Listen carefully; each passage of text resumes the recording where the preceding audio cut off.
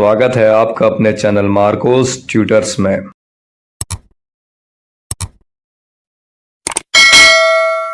जो चैनल पे पहली बार आ रहे हैं उनको मैं बता दूं, मैं सारे क्वेश्चंस पहले रफ में सिखाता हूं ताकि आपको समझ में आए कि दिमाग में उसको कैसे सोचना है, फिर उसको नोटबुक में या एग्जाम में कैसे लिखेंगे वो मैं लिख के बताता हूँ। ठीक है, चलो सेकेंड क्वेश्चन में दिया है इन ट्राइंगल ABC B-D-C। इसका मतलब क्या होता है?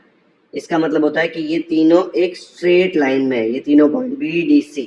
अगर आपको ये फिगर नहीं दिया होता तो भी आपको समझ में आता कि ये BDC तीनों एक ही स्ट्रेट लाइन के ऊपर है। ये बहुत इंपॉर्टेंट है समझना, और हम ये रीजंस में भी आगे जाके लिखते हैं, इसलिए ये इग्नोर मत करो। ये कैसा है देखो, ऐसे स्ट्रेट लाइन पे BDC ऐसा लिखा है, लेकिन ऐसे लिखेंगे तो अच्छा नहीं दिखेगा ना, इसलिए इसको कैसे लिख दिया, ऐसे लिख दिया कि ये स्ट्रेट लाइन के ऊपर है BDC and BD equal to 7। तो ये अपना जो BD है वो 7 है एंड BC इक्वल टू 20। ये BC मतलब ये पूरा वो बोल रहा है कितना है 20।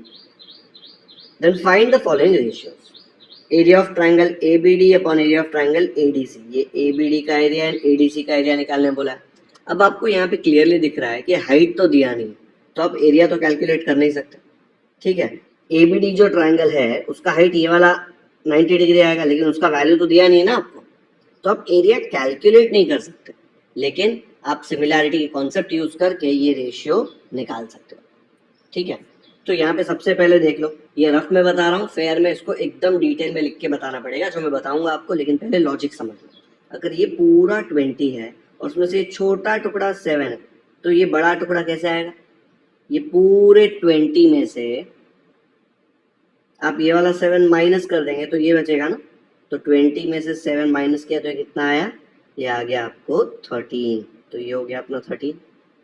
ओके, फिर यहाँ पे मैं एक परपेंडिकुलर डाल देता हूँ। ओके, क्यों डाल रहा हूँ परपेंडिकुलर? बिकॉज वो ट्राइंगल का हाइट होगा। तो यहाँ पे हाइट A बना दिया।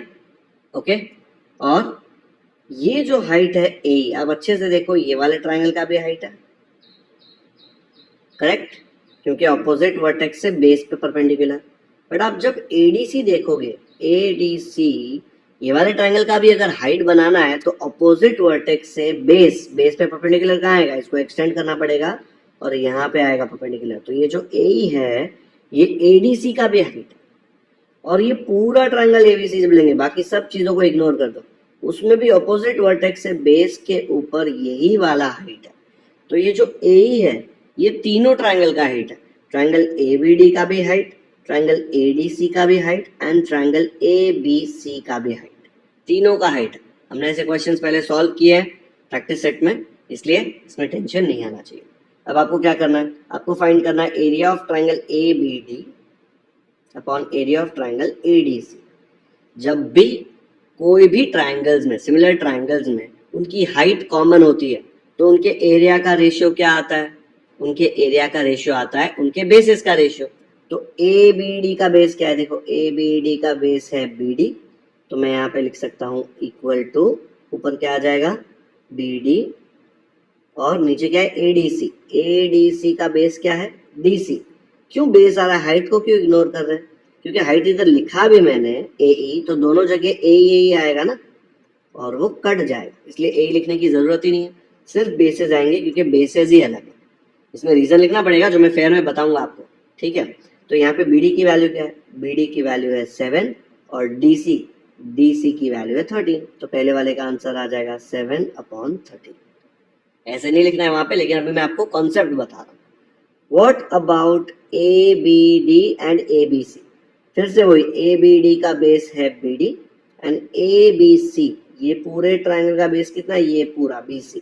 तो हम लोग क्या लिखेंगे? ABD का बेस क्या है? BD, और ABC का बेस है BC। What is the value of BD? BD की वैल्यू है 7 और BC की वैल्यू, पूरे BC की वैल्यू है 20, तो ये आ जाएगा 7/20। ये थर्ड वाला आप खुद से फाइंड कर सकते हैं ना, अगर वीडियो पॉज करके यहीं पे कॉन्सेप्ट वाइज फाइंड करना है तो फाइंड करो, फिर मैं आपको बताता हूँ कि पूरे क्वेश्चन का सोल्यूशन आप लिखेंगे कैसे। करो वीडियो पॉज और फटाफट से इसका वैल्यू निकालो।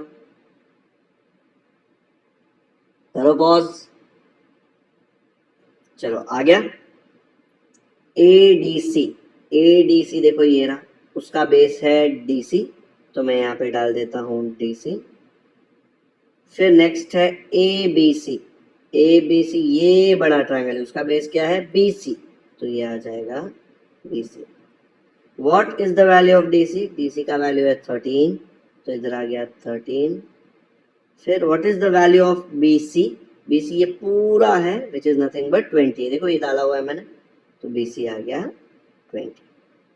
खत्म, सोल्यूशन तो आ गया, कॉन्सेप्ट दिमाग में ऐसे इतने में फिट हो गया, लेकिन लिखने के टाइम पे पूरा वंस अपॉन अ टाइम से स्टोरी शुरू करनी पड़ेगी। कोई टेंशन नहीं है, हमको आता है ना, हमने बहुत सारे क्वेश्चंस लिखे हैं और कैसे लिखना है वो बहुत जरूरी है, बिकॉज तो ही आपको फुल मार्क्स मिलेंगे। ऐसे लिख के आओगे तो क्या मिलेगा, 0, दिख रहा है ना ऐसा वाला। चलो देखते हैं इसको फेयर में कैसे लिखेंगे। तो पहले तो लिखेंगे गिवन, गिवन में देखो B dash D dash C, फिर BD इक्वल टू 7 दिया है, BC इक्वल टू 20 दिया है, ये पूरा लिख दिया। फाइंड द फॉलोइंग रेशियोज है, तो फाइंड में देखो फर्स्ट सेकंड थर्ड ये रेशियो पूछे गए, और हमने AE परपेंडिकुलर BC बनाया था। देखो ये AE परपेंडिकुलर BC, तो उसको क्या बोलते हैं, construction. Draw AE perpendicular BC such that B dash E dash C, मतलब ये E यही वाले बेस पे पॉइंट है, BEC तीनों एक ही स्ट्रेट लाइन पे, ठीक है, क्योंकि बेस हमको बताना ना कॉमन, आया समझ में। तो ये मैंने यहाँ पे कंस्ट्रक्शन लिख दिया। फिर मुझे ये पता है कि मुझे दिया गया है BD 7 और पूरे का लेंथ दिया है 20, तो मैं बोल सकता हूँ कि जो पूरा लेंथ है BC it is equal to ये छोटा टुकड़ा BD प्लस DC, क्योंकि ये 7 दिया है तो ये मैं फाइंड कर सकता हूँ ना, तो 7 plus DC will be equal to 20, तो यहाँ पे लिख दिया BC equal to BD plus DC, क्योंकि ये तीनों एक स्ट्रेट लाइन पे है, वैल्यू सब्स्टिट्यूट करके DC का वैल्यू मुझे आया 13 यूनिट्स। ओके, फिर सब जगह ये लिखना है, ट्राइंगल जो भी दो दिए हुए हैं, पहला ये दो है ना, तो उसमें दोनों ट्राइंगल के नाम लिखे और लिखा हैव सेम हाइट AE, यही हाइट है ना उनका AE, तो अगर सेम हाइट है तो उनका जब मैं एरिया का रेशियो निकालूंगा तो क्या आएगा, उनके बेसिस का रेशियो, और मैं रीजन में क्या लिखूंगा, ट्राइंगल्स विथ इक्वल बेस। बस इतना रीजन लिखने से अपना काम हो जाएगा। BD का वैल्यू 7, DC का वैल्यू 13। ये ABD का बेस देखो क्या है, ABD का बेस है BD, और दूसरा क्या पूछता है ADC, ADC का बेस है DC, इसलिए यहाँ पे आया BD अपॉन DC, ठीक है। फिर यहाँ पे तीसरा देख लो, triangle ADC and triangle ABC दिया हुआ है, ये रेशियो पूछा है ना, तो उनका भी हाइट सेम है A, ADC का बेस है DC, ABC का बेस है BC, यहाँ पे फिगर में से पता चल जाएगा, देखो ADC का DC और ABC पूरे ट्राइंगल का बेस है BC, ठीक है। तो यहाँ पे डाल दिया DC upon BC, value substitute कर दिया, रीजन लिखना है ट्राइंगल्स विद इक्वल बेस, ठीक है, तो ये आप ये लिख सकते हो। वीडियो पॉज करके एक बार पूरा सोल्यूशन देख लो, तीनों क्वेश्चन में सेम स्टेप्स लिखे हैं, नाम चेंज हो रहे हैं तो उनके बेसिस चेंज हो रहे हैं, बस कॉन्सेप्ट सेम है, रीजन भी सेम है। कर लिया कॉपी, अच्छे से कॉपी करो नोटबुक में, ऐसे मत सोचो इजी है बाद में कर लूंगा, फिर ये रह जाएगा, इजी क्वेश्चन रह गया वही एग्जाम में आने वाला। डन, नेक्स्ट करते हैं। थर्ड क्वेश्चन दिया है, ratio of areas of two triangles with equal Heights is 2:3। दो ट्राइंगल है, उनका क्या दिया हुआ है, इक्वल हाइट, ठीक है, तो रेशियो लेंगे तो बेसिस आएंगे ना, जैसा सेकंड क्वेश्चन में था वैसे ही। If base of the smaller triangle is 6 centimeter, what is the corresponding base of the bigger triangle? तो देखो यहाँ पे रेशियो मतलब अपॉन ना, तो अगर मैं ऐसे लिखूं, ऊपर छोटा है, देखो ऊपर 2 है नीचे 3 है, ठीक है, तो ऊपर स्मॉलर ट्राइंगल आएगा नीचे बिगर ट्राइंगल आएगा, क्योंकि ऊपर छोटा नंबर है ना, रेशियो वैसे ही आता है, तो मैं यहाँ पे लिख दूंगा स्मॉलर ट्राइंगल का एरिया, रफ में कर रहा हूँ इसलिए छोटा छोटा लिख रहा हूँ, फिर एरिया ऑफ बिग ट्राइंगल ये दिया हुआ है आपको 2/3, करेक्ट। लेकिन area of small triangle and area of big triangle क्या होता है, अगर उनकी हाइट्स इक्वल है तो बेसिस आएगा ना, जैसे सेकंड क्वेश्चन में आया था, एक बार देखो यहाँ पे सेकंड क्वेश्चन में इनका हाइट इक्वल था ना A, तो जब हम लोग एरिया का रेशियो लेते थे तो इक्वल टू क्या आता था, इक्वल टू बेस का रेशियो आता था ना, वैसे ये क्वेश्चन में भी बेस का रेशियो आएगा, ठीक है, ऐसा है। देयरफॉर अब मैं एरिया ऑफ स्मॉल ट्राइंगल की जगह पे क्या लिखूंगा, base of small triangle, okay. Area of big triangle की जगह पे क्या आएगा, उसकी जगह आएगा बेस ऑफ बिग ट्राइंगल। ये रफ में करा रहा हूँ, ये 2/3 ऐसे ही होगा। What is base of small triangle? देखो यहाँ पे दिया है base of smaller triangle is 6 centimetre. तो इसके जगह पे मैं क्या डाल दूंगा? इसके जगह पे डाल दूंगा मैं 6। ओके, फिर मुझे इसका वैल्यू निकालना है ना, तो यहाँ पे नीचे है, इक्वल टू क्रॉस करके वहां पे ऊपर चला जाएगा। ये 3 यहाँ पे नीचे है, वहां ऊपर जाएगा, यहाँ 2 ऊपर है, यहाँ नीचे आएगा। ठीक है, इसका वैल्यू आ जाएगा ना वहां जाकर। तो क्या मिलेगा मुझे? मुझे मिलेगा देयरफॉर 6 × 3/2 इक्वल टू, और ये वाला पार्ट जो है ये चला जाएगा इधर। ओके, कैलकुलेट करो इसको, क्या आता है आपको? इसको कैलकुलेट करेंगे तो आएगा 2 1 जार 2 3 जार 3 3 जार कितना होता है? 9। तो बेस ऑफ बिग ट्रायंगल आ गया आपको 9। इसमें सबसे इंपॉर्टेंट पार्ट क्या था कि ये समझना कि एरिया ऑफ स्मॉल ट्रायंगल ऊपर आएगा, एरिया ऑफ बिग ट्रायंगल नीचे आएगा। क्यों? बिकॉज देखो रेशियो 2/3 दिया है। 2 छोटा है ना, तो उसके सामने स्मॉल ट्रायंगल आएगा। 3 बड़ा है तो बड़े के सामने बिग ट्रायंगल आएगा। ये दोनों नंबर्स को कंपेयर कर रहे हैं, नहीं तो आपने यहाँ पे बिग ट्रायंगल लिख दिया और यहाँ पे स्मॉल लिख दिया तो पूरा क्वेश्चन रॉन्ग हो जाएगा। सबसे इंपॉर्टेंट ये है। उसके बाद तो ये बहुत टाइम पास था।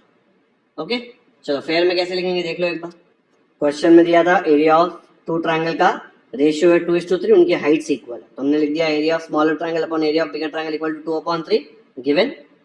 बट उनके हाइट्स अगर इक्वल है तो उनके एरिया का रेशियो क्या आएगा? उनके बेसिस का रेशियो। तो एरिया ऑफ स्मॉलर ट्रायंगल के जगह पे आएगा base of smaller triangle, area of bigger triangle के जगह पे base of bigger triangle. Okay, ये 2/3 ऐसे का ऐसा। Base of smaller triangle question में दिया हुआ है 6 सेंटीमीटर, तो उसके जगह पे 6 डाला। बेस ऑफ बिगर ट्रायंगल ऐसे ही रखा, यहाँ पे 2/3 ऐसे ही रखा। बेस ऑफ बिगर ट्रायंगल का वैल्यू क्या आएगा? इसको इधर भेज देंगे, ये 3 इधर आएगा, 2 नीचे आएगा, तो 6 × 3/2 ऐसे आ जाएगा। इसको कट करेंगे तो क्या मिलेगा? 2 1 जार और 2 3 jar. 3 × 3 9, 9 divide by 1 will be 9, तो आपको आ जाएगा 9 सेंटीमीटर। तो आंसर क्या लिखेंगे? The corresponding base of the bigger triangle is 9 centimetre. आपको ये वाले स्टेप में प्रॉब्लम हो रहा है तो एक एक्स्ट्रा स्टेप लिख दो। बेस ऑफ बिगर ट्रायंगल को यहाँ भेजो, इसको इधर लेके आओ, फिर नेक्स्ट स्टेप में base of bigger triangle left side shift करो, सेम आएगा। लेकिन अभी 10th स्टैंडर्ड में आ गए हो तो इतना समझ में आ जाना चाहिए। ओके, एक बार पूरा सोल्यूशन देख लो, बहुत ही सिंपल है। ऐसा क्वेश्चन एग्जाम में है ना तो पहले डांस कर लेना, वहां पे फुल मार्क्स आने चाहिए। इसमें डांस के नहीं, सॉल्व करने के मार्क्स मिलने वाले हैं। कर लिया कॉपी? नेक्स्ट करते हैं। 4th क्वेश्चन में दिया है in figure 1.73 angle ABC equal to angle DCB, ABC equal to DCB equal to 90 degree. देखो 90 डिग्री का साइन भी दिया है। AB इक्वल टू 6 लेबल किया हुआ है, DC equal to 8। Then area of triangle ABC upon area of triangle DCB। ABC कौन सा है? देखो ABC, और DCB कौन सा है? DCB। क्या समझ में आ रहा है? यहाँ पे देख लो ABC का बेस क्या है? ये BC उसका बेस है, और DCB का बेस क्या है? वही BC उसका बेस है। तो दोनों ट्रायंगल का बेस सेम है, तो इनका रेशियो क्या आएगा? रेशियो हाइट का आएगा ना। तो ABC का हाइट क्या है? देखो ऑपोजिट वर्टेक्स से परपेंडिकुलर बेस पे उसका हाइट है 6, और DCB का हाइट देखो ये है ना, उसका हाइट ऑपोजिट वर्टेक्स से परपेंडिकुलर उसका हाइट है 8। तो मुझे मिलेगा इक्वल टू 6/8। कट करूंगा, दोनों 2 के टेबल में जाते हैं तो कट होंगे ना। 2 3 जार 2 4 जार, आंसर आ गया 3/4। बस इतना सा ही क्वेश्चन है ना, सिंपल एकदम। चलो इसका सोल्यूशन कैसे लिखेंगे आपको ट्राई करना है, एक बार सोल्यूशन लिखना, फिर मैं जो दिखा रहा हूँ कॉपी करके कंपेयर कर लेना। देख लो, चलो एक बार सोल्यूशन देख लो। पहले इसमें जो कहानी दी है वो लिखेंगे।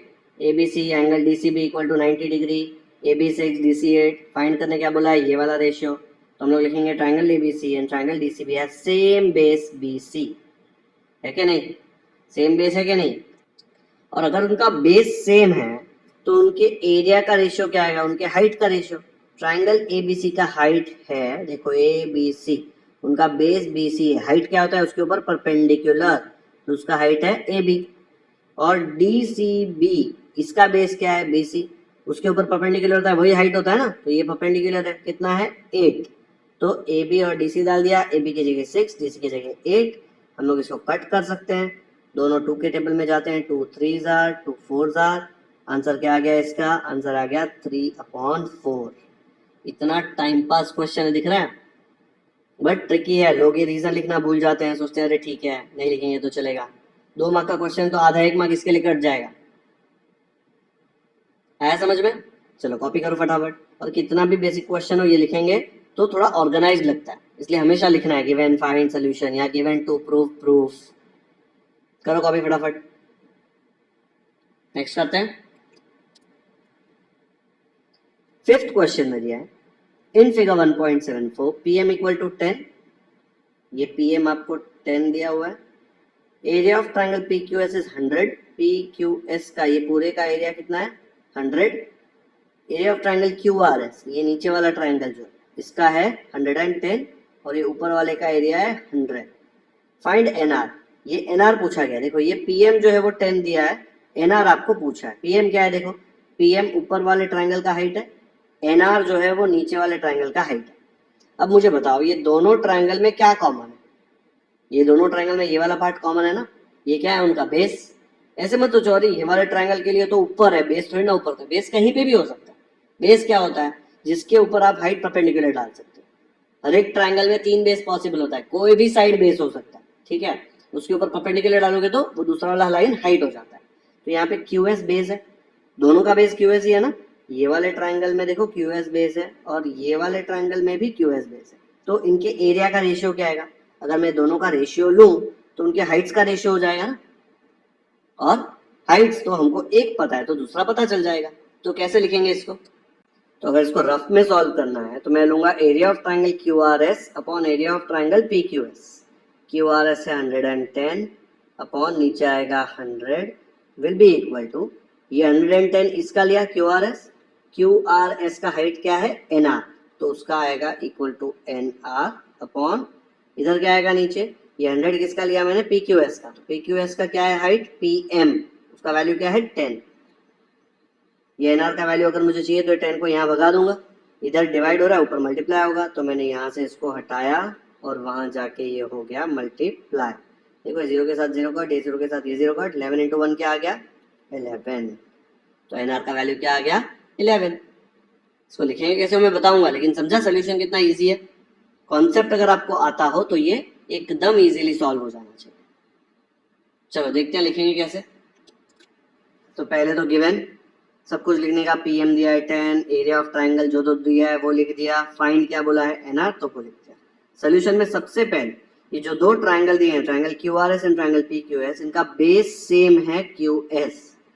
अगर सेम बेस है, ऐसे मत सोचो अरे QM अलग है MN अलग है, ये पूरे ट्रायंगल के लिए ये एक साइड है ना तो उसका बेस हो सकता है, ये पूरे ट्रायंगल के लिए ये एक साइड है ना तो उसका बेस हो सकता है। तो दोनों का सेम बेस है QS, कॉमन है।